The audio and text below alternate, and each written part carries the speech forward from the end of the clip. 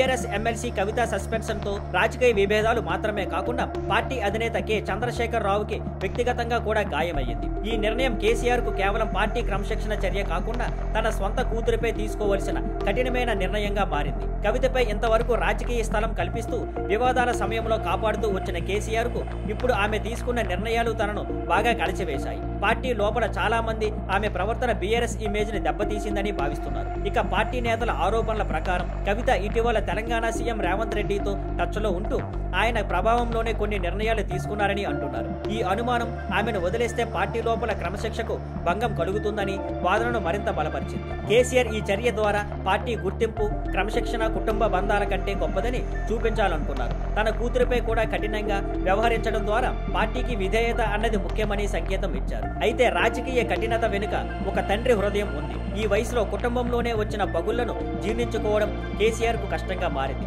Party వ్యూహం కోసం సరైనదే అయినా కవిత సస్పెన్షన్ కేసీఆర్ కు వ్యక్తిగతంగా మిగిల్చిన బాధను రాజకీయ లెక్కలతో కప్పిపుచ్చలేము. Thank you for watching. Please like, share and subscribe.